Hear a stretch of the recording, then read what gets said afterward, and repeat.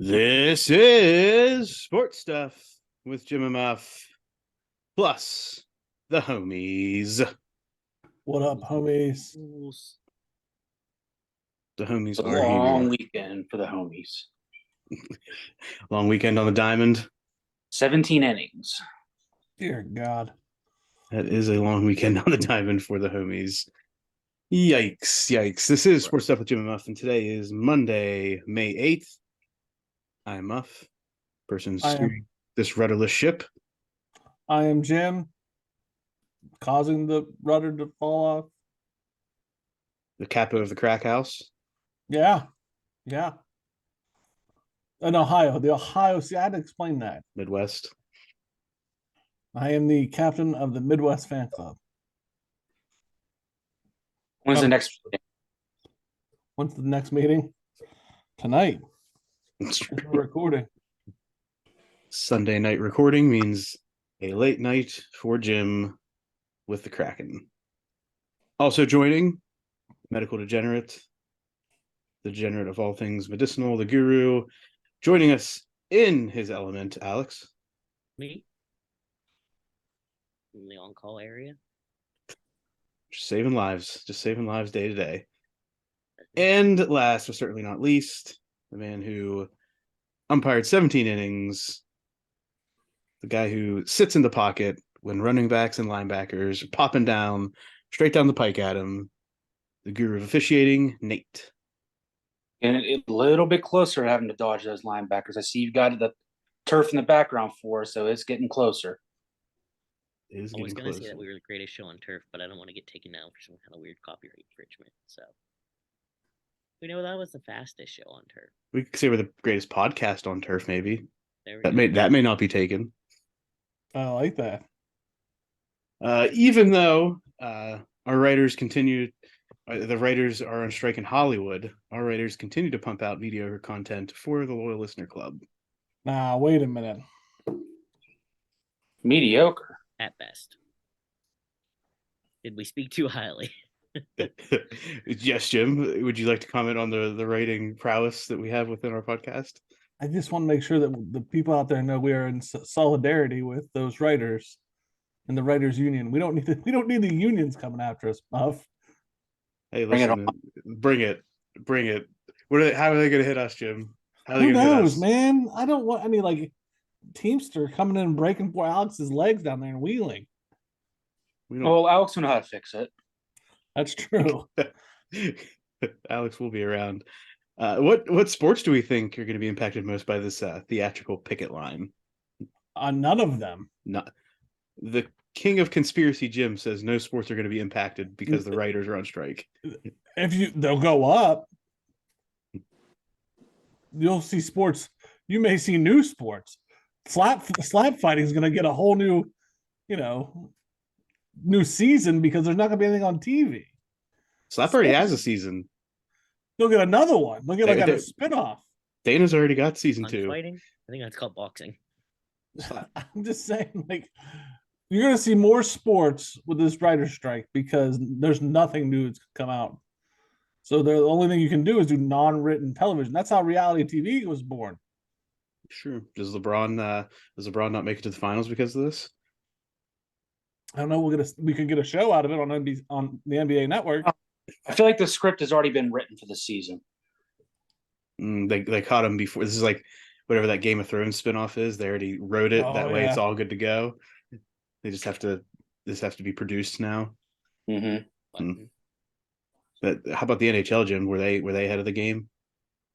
They don't. They're part of no game. I've decided that is the last.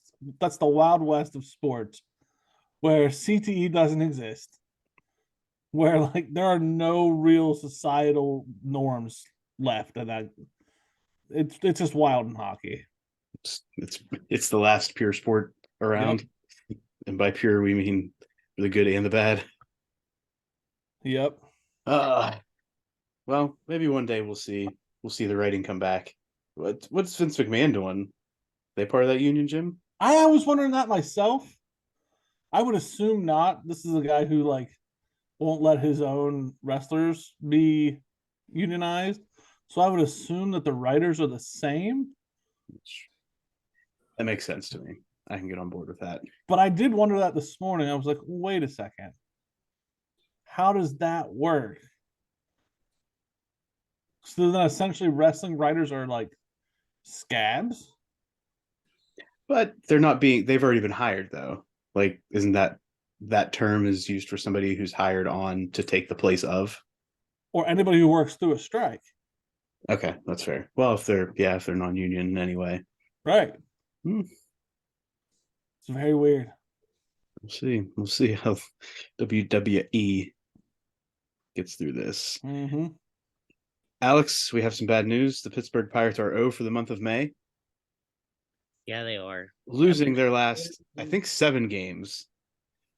In their defense, they lost. Mm, No, not 7. Wait, I think it's 6+1. you're right. I forgot they lost the last game of the series prior. I will say they played, at least if they're gonna lose, they lost to 2 good teams. The Blue Not Jays making were below 500 at Blue Jays 500. mostly- What? The Blue Jays were below 500 at the No, they start of the weren't. series. No, they weren't. You sure? They're 20. The Blue Jays were on like a They would've been 5-game 17. skid before they came into Pittsburgh. But they'd have been 17-14. Whatever. They're tied. They with lost a Pirates. lot. They're Mhm. 0 for May, Alex. Just Swept by saying. the Rays and the Blue Jays over the past week. Somehow, though, they're still top the NL Central, but are definitely no longer the best team in the National League. It's a marathon, not a sprint. I agree. There are baby steps to the MLB season. At this point, they just need to win another series. They host the Rockies and they travel to Baltimore this week. Hopefully, they can capture some of that lightning that they got in Denver last week. Fingers crossed, Alex. Fingers crossed. The Kentucky Derby happened last weekend. Anybody That watch? was true. I I watched. Good time. I didn't Good want to time. watch the actual race. Nate, were you behind the home plate? No, I was behind the steering wheel Driving to or from home plate? from home plate.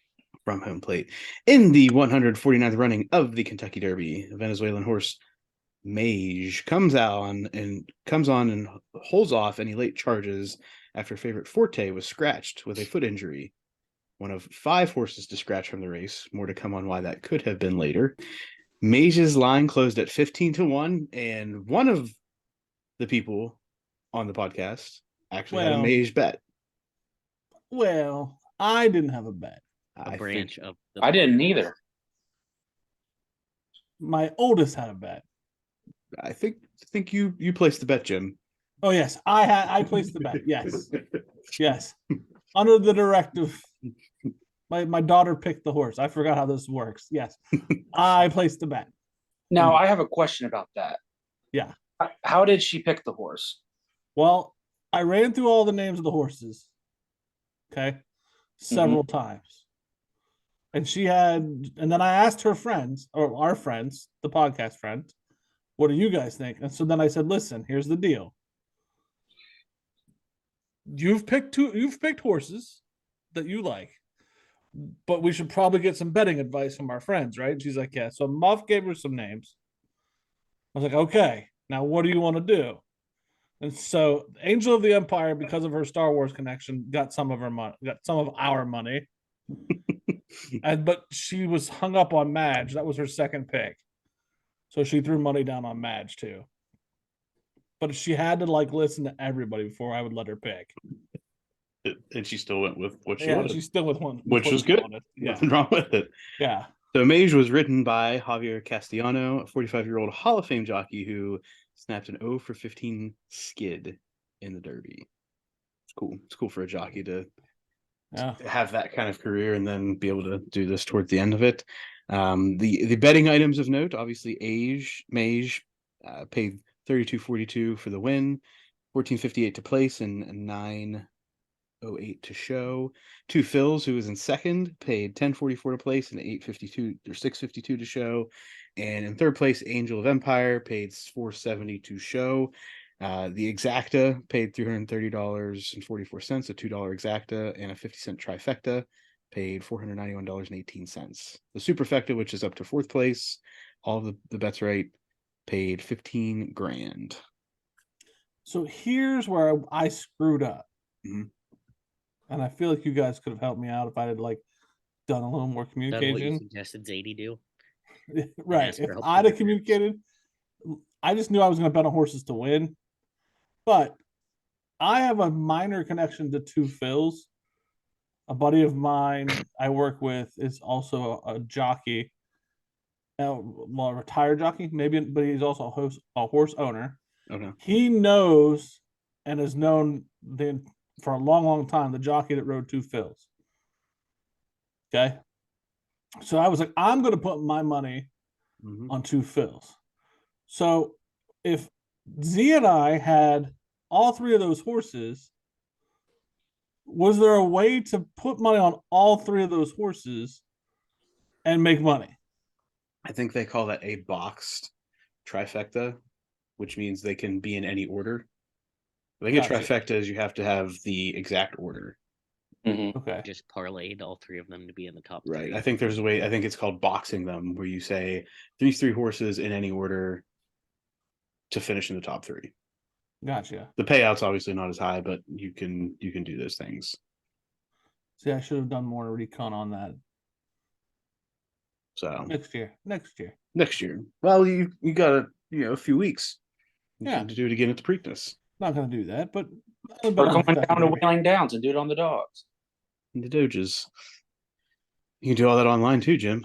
Just saying. Yeah. Possibly lost in a lot of the Kentucky Derby hype over the week of racing at Churchill Downs, because it's not just Kentucky Derby Day, right? There's a whole week that leads up to this.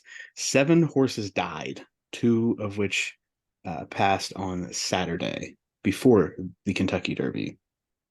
This was very high, and I did not dive into this more until I saw this from doing a little bit more research on the Kentucky Derby results. That's something that was coming into the Kentucky Derby, and I think part of the reason why you had more horses scratched than typically would. There were 5 total. I actually read a little bit about this, but it was only at 5 because it was before Saturday. And they were talking about all the different turfs, like surfaces they race on, and like different injuries you can get from different things. And it seems like most of them were injury related, and they're looking at like things that could connect, and owners and trainers, and interesting. It is interesting. This is also the last year of Bob Baffert's suspension from Churchill Downs and not being able to have a horse in the Kentucky Derby. He apparently, let me do my quick conspiracy theorist for you. Bob Baffert may or may not have been funneling all of his money and his farm and his trainers and jockeys to Reincarnate, the other horse in that race. I think Reincarnate was a horse that he had ties to before his suspension. So I think he's just not able to be the person of record anywhere. I'm sure that he can still do things, but he can't be the person of record. Like if we all owned a dog together and Muff was suspended, we just couldn't be. It would just have to be Jim and Alex's dog, even if we were letting Muff play with us. Well, I couldn't be of record. I couldn't be an owner. I'd have to sell my stock, but I'm sure you can still, right? You can still have these conversations, like backdoor conversations or backroom conversations, like, "Oh yeah, how's that horse doing?" Well, if it was my horse, I'd do this, and they can listen to him.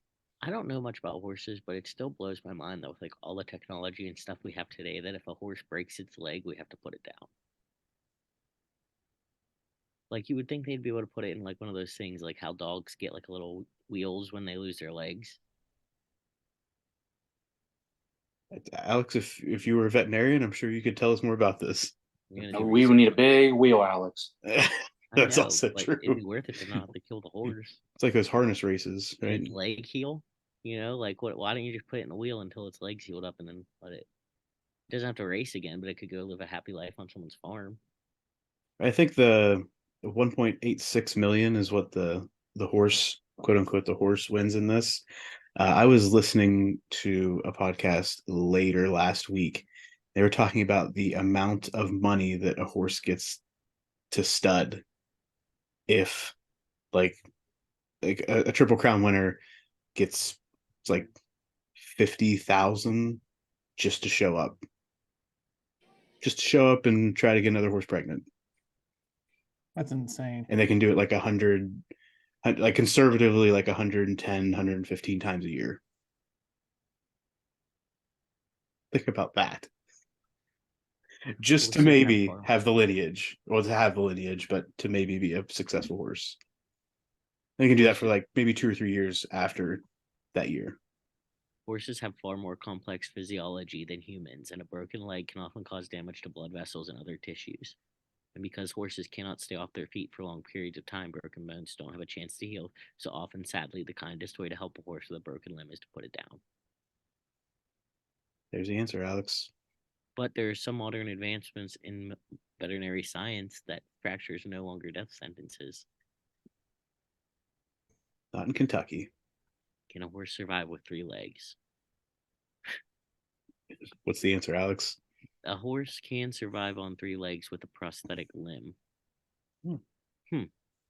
See, I think we're not trying hard enough to save the horses with Try harder.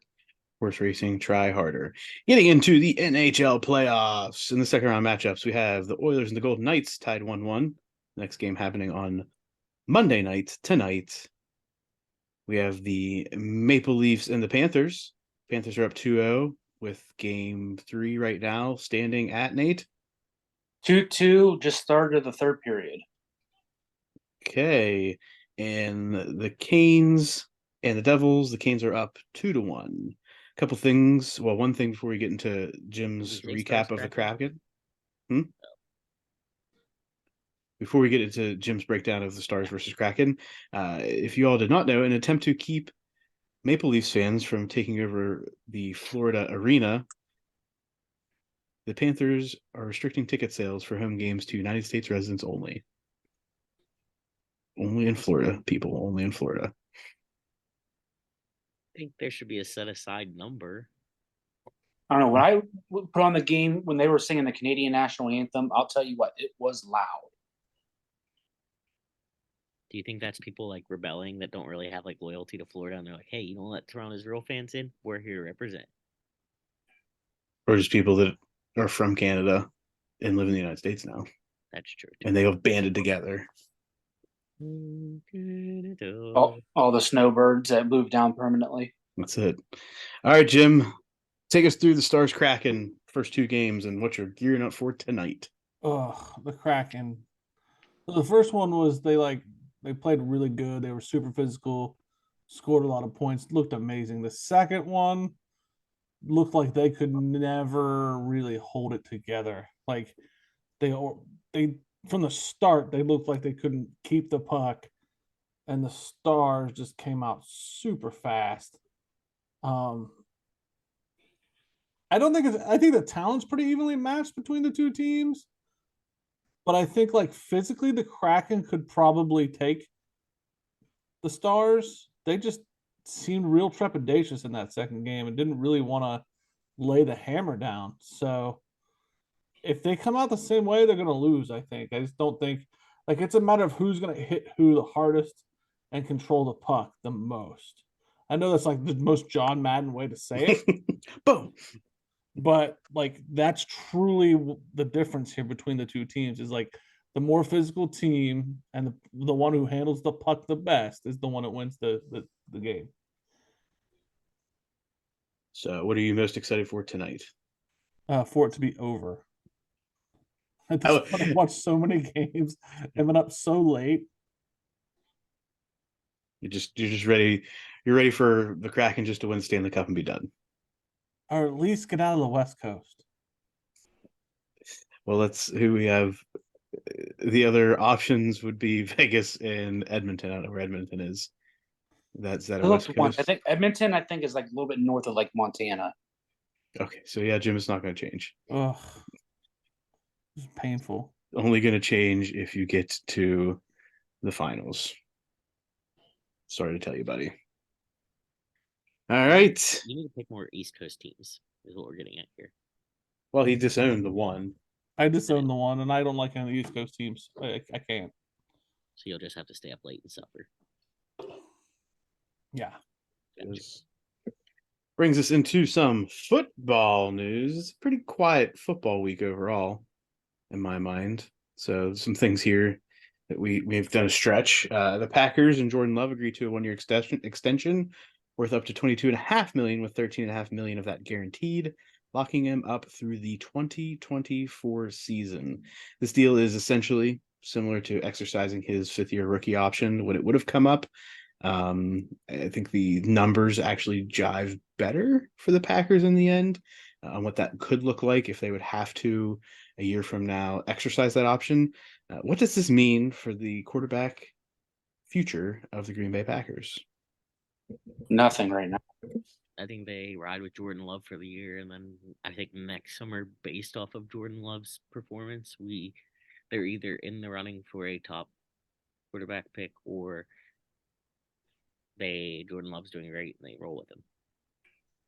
Wait, don't forget they drafted Sean Clifford. Listen, Or Jordan Love's doing great and they roll with him. I'm okay with that being. Sean Clifford can be a career backup like Trace McSorley, and you know what?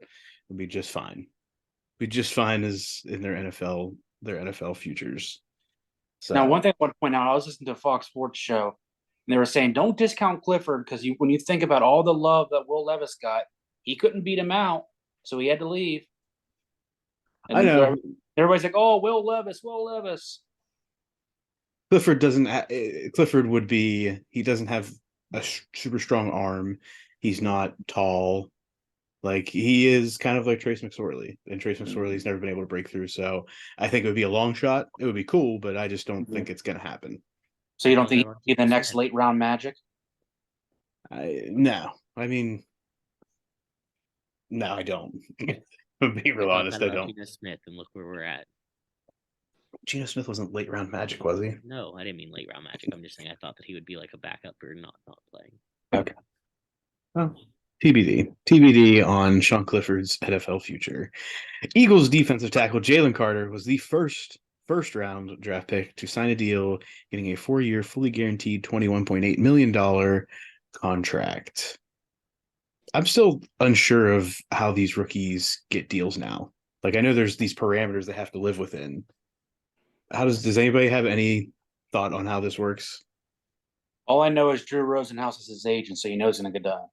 Yeah, that's true. I agree. I did see that as well. I just am pretty sure that all of these numbers are magical and there are no rules. Yeah. And the limit does not actually exist. Is it the first 3 that are locked in? And then after year 3 is when you get like some leeway? You get like a rookie deal for like 3 years, and then Yeah, I think the max they can sign you to is a 4th with a 5th-year option. Okay, so that's what. Okay, because there was a laundry list of guys whose 5th year's options were not getting picked up. Yeah.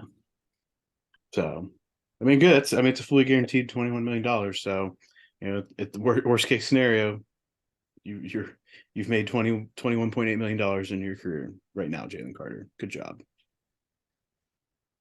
Don't spend it all in one place. Yeah, I mean, unless it's an investment that's going to triple that value, then maybe try. In draft-related news, this is post-draft. I saw this come out.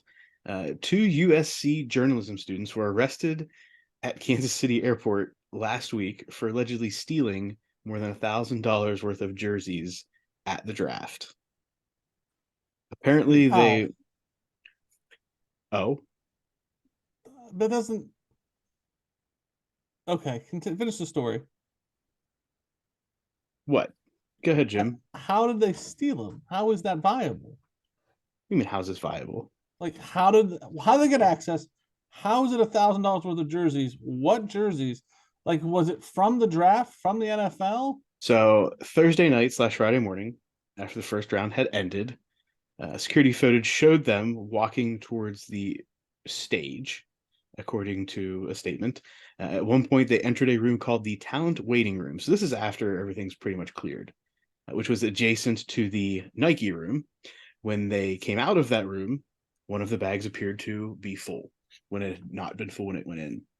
The vice president of security for the NFL said that no one was allowed near the draft stage area at that time, and the students did not have access to the area. The 3 jerseys with a combined value of just over $1,000 were reported missing from the room, one Dallas Cowboys jersey, one Vikings jersey, and one 49ers jersey. All three had the number 1 with no name printed on the back, which is just a stock jersey to players that are given in the first round. How did To me, how in the world is that worth $1,000? I mean, how much is a true, legit NFL jersey cost? I'd say close to 200, but it has a name and a number attached to it, not just no name number 1. Maybe they escalate this slightly because it's a special jersey. Mm-hmm. Did it have like a special patch on it? It said NFL draft, whatever. Well, it says number 1. I'm sure there's probably an NFL draft 2023 or something on there too. So apparently they just, walked up, went somewhere where nobody was really looking for them or saw them, and walked out with a bag. How do they? I think they need to hire a different security team next year. Or lock doors. How do they get the names on so fast? That's all I could think about this year during the draft. So they have a bit about that. There's a company, I want to say out of like Minneapolis, maybe, and they actually have pre-printed like all the names of the people that are invited to sit in the green room, ready to roll. And they actually are the first to find out before they even announce the pick, so they can get a heat press and press that onto the jersey. Huh. Yeah, you'd have to have it in like different colors too, prepared. Yep. They said there's like, I don't know how many different combinations. I'll see if I can find that. I figured there was some kind of preparation, and then I was like, well, no, the colors match, but I guess you're right. They probably just have a ton of them. Mm-hmm. To answer your question, Jim, do you have any thoughts? Opinions? No, it makes sense. Makes sense. Taylor Lewan has filed a lawsuit over his 2020 ACL surgery, stating it was done incorrectly, naming the famed Andrews Institute as one of the responsible parties. Lewan was released by the Titans this past February after failing a physical. He had originally tore the ACL in 2020, received the surgery, and then re-aggravated the same injury in 2022 prior to being released. The lawsuit says that Andrews Institute and all of those involved were negligent in not using a specific graft as part of the repair. So, Alex, I'm sure you can speak more to that than me or anybody else in this chat. Is he allowed to? Should we be careful with this? Am I allowed to talk? I mean, should you speak on medical malpractice? I mean, I can give an opinion. Yeah. It's not my patient. Make sure you say my opinion. My personal opinion. I don't think that whenever Taylor Lewan's case goes to trial, they're gonna be like, "Wait, that's Sports Stuff with Jim and Muff podcast. Let's get that evidence." Right? There was a professional on a podcast. I heard a it. third-year PA said. I think that. I mean, I don't know. You're gonna have. He's pissed off it didn't work. But I mean, it's very medically related. It's a very medically charged statement. The biggest medical malpractice would be if he signed consent that one type of graft was going into his knee, and they put in a different one while he was actually under. How does he know? Yeah. So if he signed, no, I'm asking you, how does one know the wrong graft is in their knee? I mean, I don't know I don't know if an MRI would show like what kind of graft, like did it start failing and after an MRI he went and sought a second opinion and they're like, yeah, no, this, or did he just write up in his OR report that he blatantly just used a different graft than he said he would? And then my next question is, what did they say about the meniscus there? Not repairing. Plus, I mean, the other thing is he said it says he tore it, had it repaired in 2020, retore it in 2022. Does someone go with the scope and be like, oh yeah, we didn't know you had this type of graft? That's right. True. I mean, if that's the case, then yeah, that's a malpractice. If it's just that he didn't use a specific graft they wanted him to, that's on you for not knowing that ahead of time. I mean, you can't. I'm sure that no one's out intentionally to get an NFL player. I mean, if you're working on an NFL player, you're going to want to do excellent work because you want more NFL players to come to you for their orthopedic needs. My next question is like, I know when I had my meniscus worked on, I had the choice of like, you can shave it down or like we can get the full recore thing and fix it up again. And I was like, nah, I don't feel like messing with it because I don't want to, like, it's still there. Yeah. So like, what's to say that he didn't, yeah, leave it alone. Like, let's let it heal a bit. I mean, I don't know. I don't do enough orthopedics to really give a. This is All right, let me my put it this way, Alex. opinion. If a patient in that kind of surgery, where it's not necessarily like life or death, Yeah, they're having the other thing done where they can walk and they're going to have a full career, yeah. and the other part of that surgery is like optional. You give the Is patient the option. is it noted in their like? Oh, I would write that I offered them this and this. They opted at this time, or we discussed it and decided to go with X. Yeah, you should always document your conversations and like when decisions are made, make So sure I that it's guess the long and short of it is in this whole topic is if everything's documented correctly, he has no case. If there's, you know, it depends not too. I mean, if it says failing to provide proper care after surgery, what does that mean? Because usually a surgeon isn't the one providing any care after the surgery other than like immediate post-op and then seeing them as a follow-up.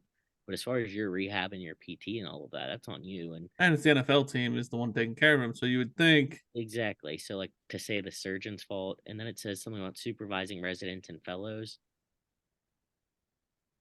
How you gonna know? That I mean, it's got to be wrapped into the aftercare and right. who was But again, performing it's the all actual surgery. documentation.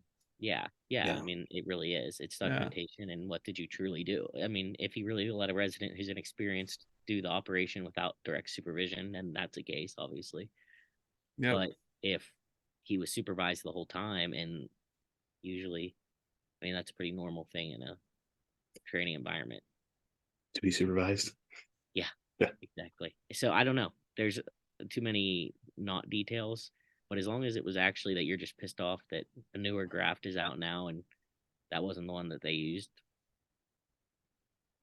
I don't know Fair necessarily enough. if that's a court case. Okay. But Moving also, on. Good. that was my opinion from a small town third year physician assistant. I have no affiliation with the NFL or any of its medical counterparts. Trademark, copyright. Yeah. Hashtag. Hashtag opinions. Yes. Urban Meyer, yes, that Urban Meyer Jim says, Well, and I quote, "Don't sleep on Texas this year. Man for man, roster against roster, it's hard to say Texas doesn't have the best roster in college football." What is Urban doing, Jim? is he wrong?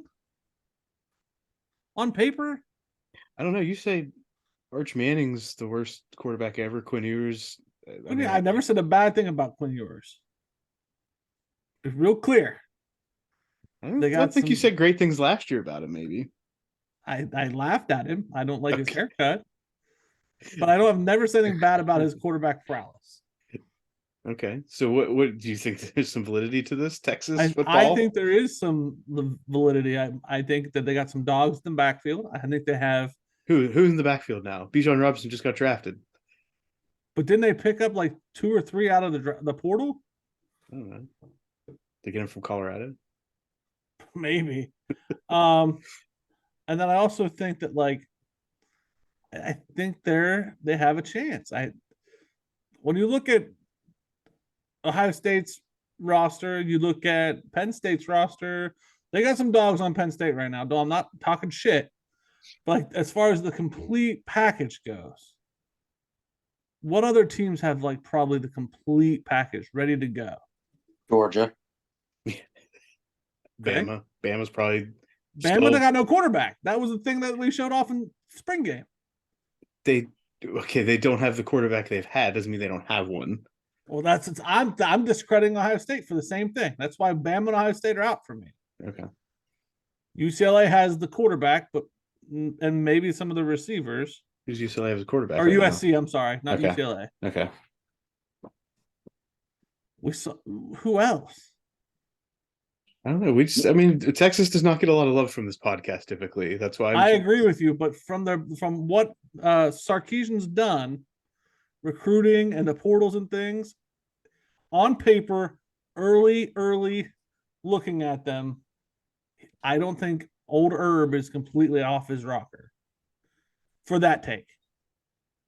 For that take. There are other takes that you found that you're not sure. There's some things sometimes where I'm like, all right, buddy.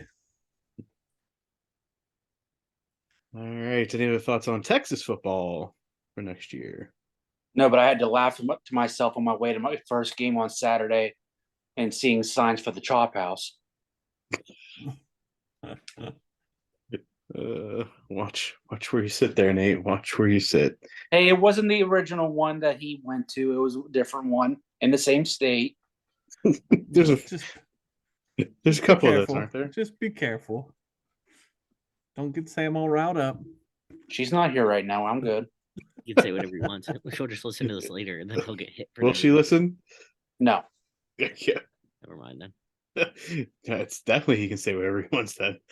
The new college football playoff format was released, which will not begin this upcoming season, but next season. It begin 2024 and 2025.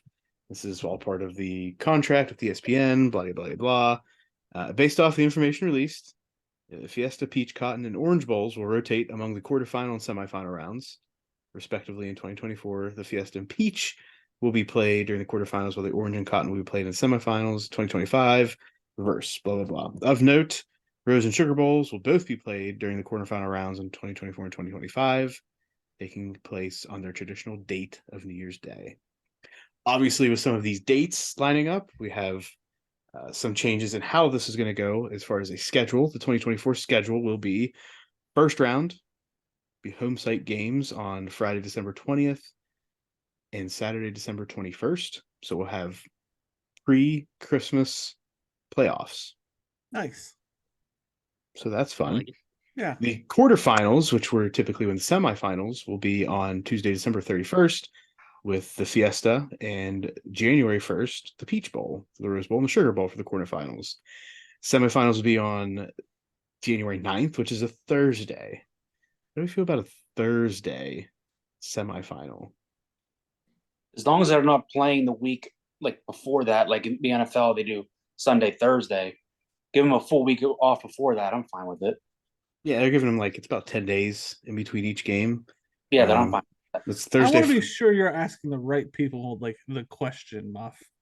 Hey guys, how do you feel about extra college football? Great. Next. Fair. Well, I'm just saying, like a Thursday, I would think that they would do these like Friday, Saturday. I don't. This is a guy who's watching hockey at 10 o'clock at night, Muff, because there is no football.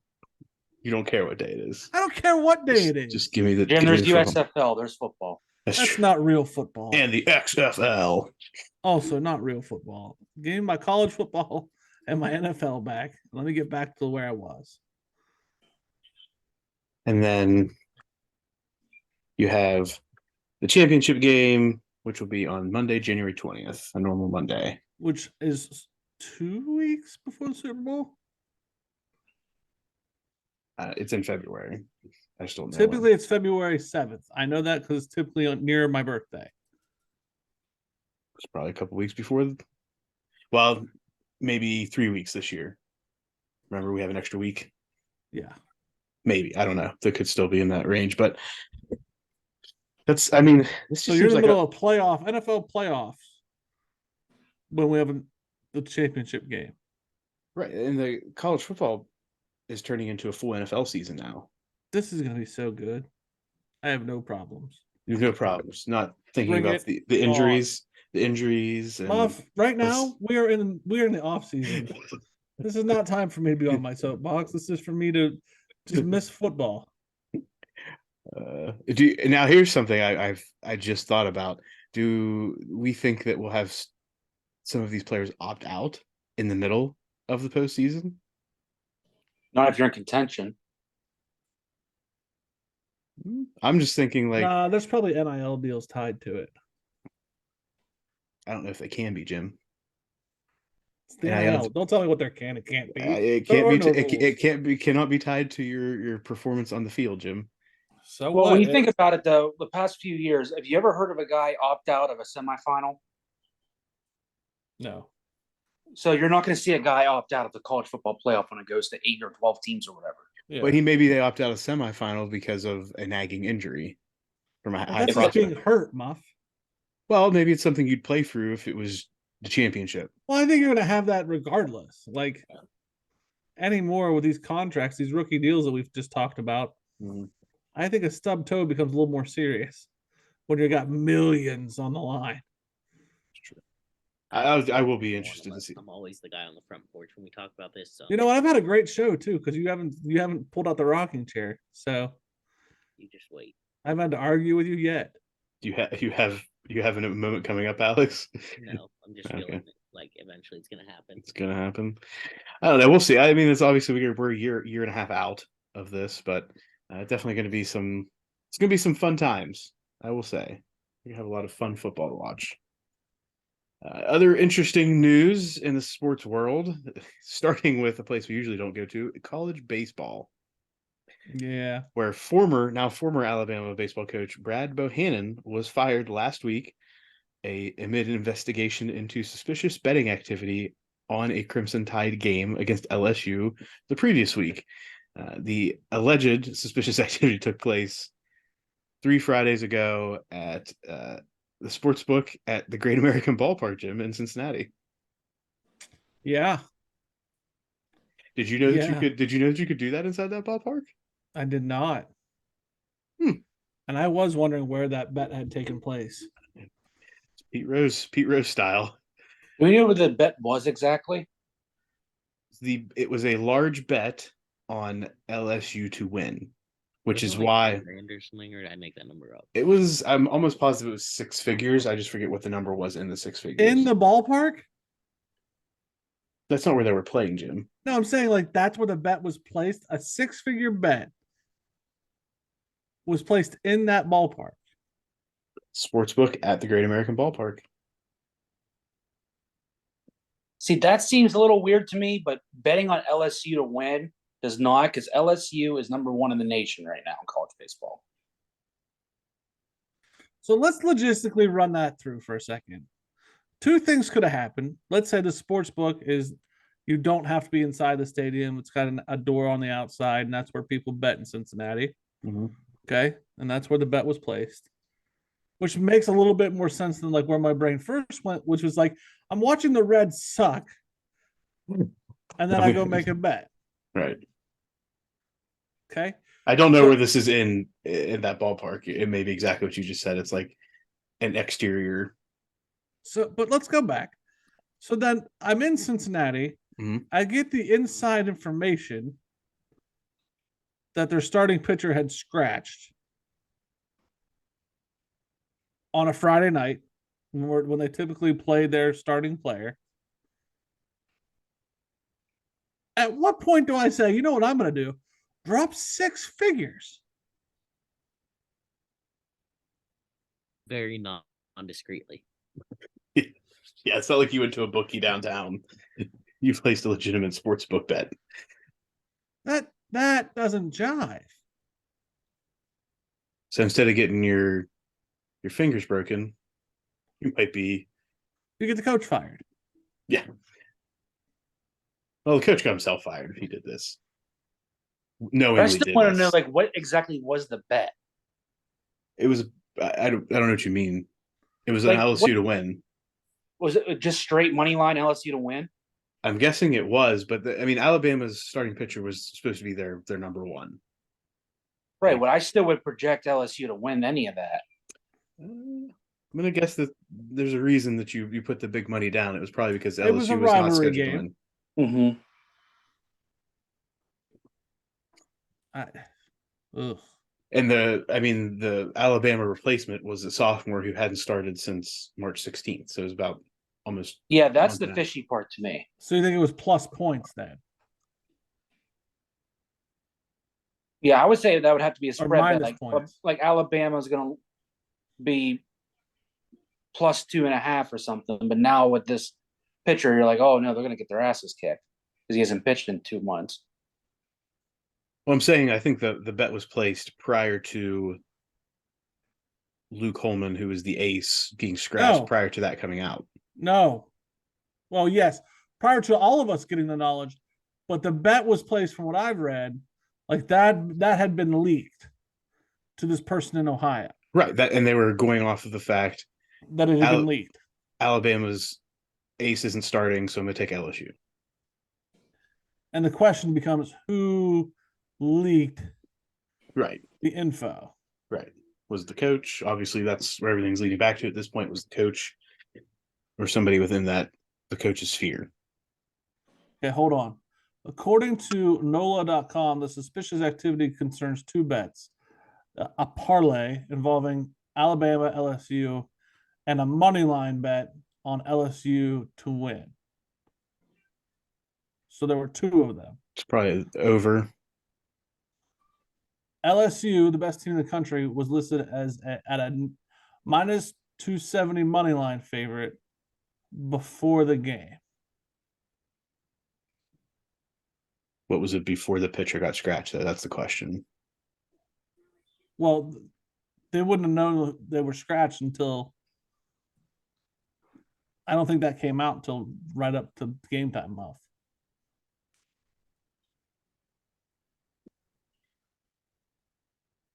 So you were saying the odds never changed? This was placed with. Yeah. I mean, it's still obviously in the favor of to take LSU because the odds were going to be higher, right? It was going to be minus like 400 probably. So a $10,000 bet still wins you like $7,000. And basically it's saying like it still wasn't very suspicious. Obviously something was. It's being investigated very heavily. The coach got fired. No, at the time of the bet, like there was nothing that says, like to Nate's point that he's trying to make, there was nothing on surface alone that was suspicious. Other than maybe the dollar amount. Yeah, Well, and it was in Ohio. I don't think that matters. I don't think the state matters at this point. I think the dollar amount was what it was. Six-figure bet on a college baseball game in the middle of the week. It's probably going to raise some red flags if it's coming from somebody who doesn't typically bet that. Like if it's somebody who's betting at least $5,000 on college baseball throughout the entire season, but if it's a one-off bet, that kind of looks suspicious. Wow. I don't know. I don't have a good answer for you on that one. None whatsoever. It's funny that Ohio, the babies in betting, are the ones that have their first scandal. Good grief. Good grief is right. In the NBA, the NBA playoffs are in the second round. I'm going to go through some of this real quick just as hey, we should probably do this since we're a sports podcast. Second round matchups, Warriors-Lakers. Lakers are up 2-1 in that series after winning their last game over the weekend. The Nuggets-Suns. The Nuggets are up 2-1. They're playing right now. Do we have a live score update there? I can get you one. Give me like 10 seconds. We also have the Knicks-Heat with the Knicks up 2-1 in that series. The Knicks Jim's pick to get to the finals. I know that was it out there. It was very supported by facts, and you're watching all of the games. And the Celtics 76ers tied at 2 after Sunday. James Harden hits a game-winning 3 in overtime. Right now, Suns and Nuggets are tied at 61 with 30 seconds left in the second quarter. Okay. There we go. So there's the quick update in the NBA. Something of just curious. If the Warriors go on to win their series against the Lakers and ultimately win an NBA championship, does Steph Curry legacy have any supremacy or equality to LeBron, given that he'll have 5 rings to LeBron's 4? That Steph having played in 6 less seasons overall. Just based on rings. I think it has to be, right? I mean, to say you've won 5 already and everybody wants to tout LeBron as the greatest of all time and he only has 4. So there's a conversation. Hold on. Yeah, absolutely. There already is. Nate says there already is a conversation because they're tied. Hold on. Let's back up a second. I want to make sure that we're clear, Nate. The question that Muff baited you in on was if the Warriors win the series and then go on to win the championship. Right. That I mean, there's multiple stages to this. So they have to win the championship. Right. then we're saying that impacts LeBron's legacy. Impacts Steph's legacy against LeBron. No, Right. LeBron's legacy is his legacy already. All he can do is add to it. Okay. And does it hurt his supremacy in baseball in the NBA? Does it hurt LeBron's? No. It just bolsters Steph's. Mm-hmm. Does it? Where would you say in the kind of the hierarchy here? Where does it put Steph in relation to LeBron? Below, equal, or above? I still think you've got to give it to LeBron just because of the longevity of his career and what he's done for the game. I mean, Steph's the next guy up. So he just got to continue to perform at this level. Like, he cannot afford to have a down season. Can either of them? I mean, LeBron's what, 38, 39? I mean, his team was barely 500, barely got in. I mean, LeBron, whether you want to admit it or not, is riding off to the sunset. Yeah, I mean, we all know that he's in the back end of his career. He can have dominant nights, but he's not going to have dominant seasons, right? That's just the reality of when you get older. You can't just perform every night like it's championship game 7. Mm-hmm. So there's just been a lot of discussion on all of these sports talk shows about, Steph versus LeBron. If Steph wins this series and the Warriors win this series and they go and win a championship, does it mean that Steph's better than LeBron because he has more championship rings? I think the answer is individually, LeBron is still better than Steph, but Steph has been part of a better dynasty. And obviously LeBron has changed teams he has 4 championships with 3 different teams. Steph has them all with 1. So it's like it's another like reincarnate of the Jordan, LeBron, Kobe debate. Rings, or is it just the individual accolades? So it's an interesting conversation that's been happening. But I think the game changing. If you really look at the game of basketball, and I don't pretend to be a basketball aficionado, but if you take Michael Jordan's time, or a little bit before Michael Jordan, where you could like beat up a player, and you look how Michael got through that and had all the records he had, and then you kind of start going into Kobe, where you can still kind of get away with it, but we were taking that out of the game. And then you go into LeBron, where basically you can't touch somebody and people are flopping. Now we're faking injuries because it's become such a thing. To now, we don't even talk about fouling. Now it's the shot and how far can we shoot the basketball. That evolution of its own makes all 4 of them very different bookmarks or footnotes in the game of basketball and history. I agree. There's different eras, right? The best of what era? Kobe and LeBron kind of straddle different eras. Yes. Of basketball. Where Kobe, he started out in more of the Jordan, the latter part of the Jordan era, and then also had the benefits of the shooter friendly era, right? The offensive friendly, where you're getting called for fouls if you touch somebody or look at them the wrong way. Like, so Kobe kind of straddled that, and LeBron's always been in the offensive friendly league where we're going to cater to all of the offensive weapons, and you're going to get points because we want an entertaining product on the floor. And entertaining by the way of offensive product, like football has been moving towards for the past 5 to 10 years. Yeah. Yep. So I still think there's going to be. I actually think Steph may usher in an era of more physical play. Maybe it's my hope. Maybe it's my pie in the sky. Why would you think that? Because I think you're going to have way more people who can play physical and get in your face than people who can do what Steph can do. And eventually the answer for what Steph can do is just beat him up. Steph is not that player, though. Steph just runs around in circles and tries to shoot threes. Yeah, so beat him up. Oh, as in that's how you handle the player. That's how you handle it. Just beat him up. Okay. That's okay. I understand more. I thought you were saying that Steph was going to be that physical player. You're saying that's the way to combat that player. Yes. Is a physical. Okay. No, I get that. And maybe it's not wishful thinking. Because right now I think Steph is an amazing person and a great basketball player, and I could never take away his talent. I don't like that brand of basketball. Gotcha. So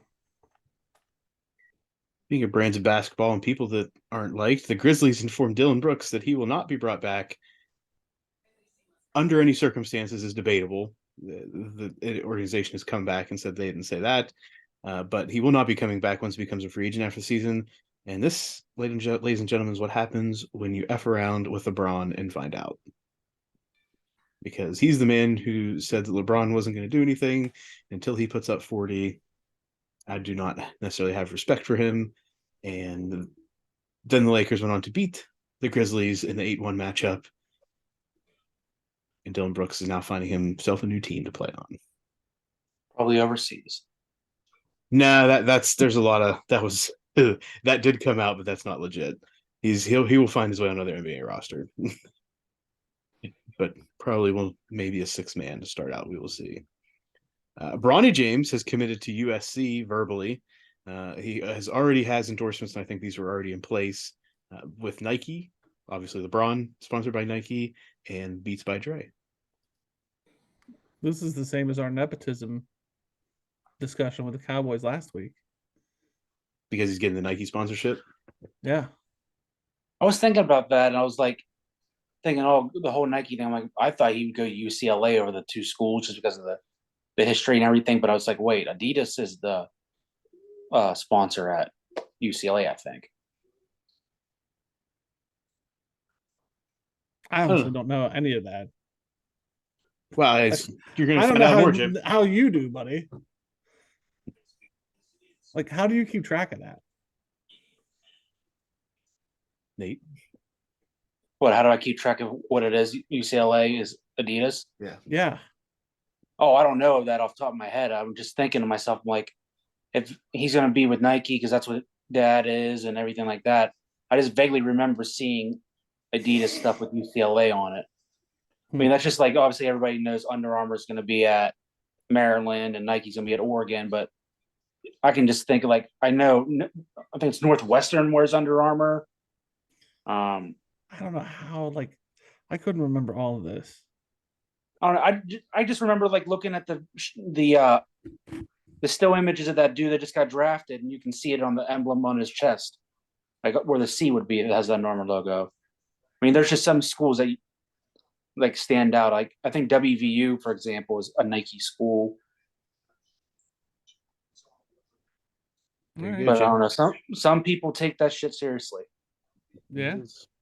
So this, I mean, obviously, I'm not going to say that he would not have the opportunity to have a deal coming out, but obviously he had a very easy in to get a Nike deal. So I understand where you're coming from, Jim. And the Beats by Dre thing, I'm sure, is influenced as well.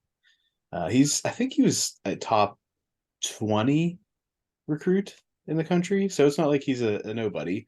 But you could also probably argue that his ranking is inflated as well. So, who knows? And lastly, in another world we don't get into much, soccer, Lionel Messi has been suspended 2 weeks by PSG for an unauthorized trip to Saudi Arabia, creating a tumultuous end to his time with the French football club, as Messi is reportedly leaving PSG after his contract expires this summer and will obviously be a hot commodity in the soccer world. And that's soccer. I mean, I don't even know if it's arguably the best player of his generation. Why was he going to Saudi Arabia? Is there a new league forming that he's going to be playing in, or is he going to plug into an existing league to get a lot of money? I think that's the latter is what is being expected here. Maybe he was just traveling.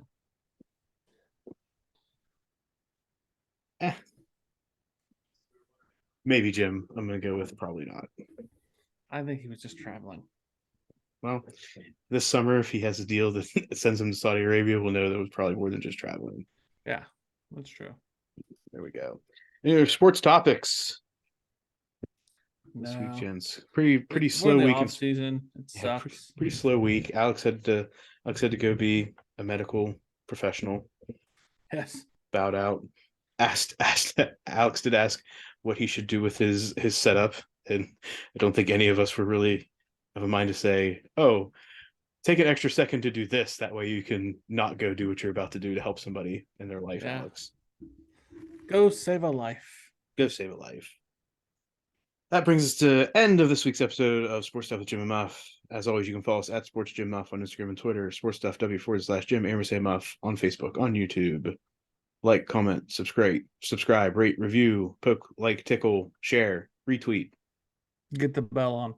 Ding. And as always, to keep this rocket ship heading up, and away, make sure you tell a friend, make a friend, be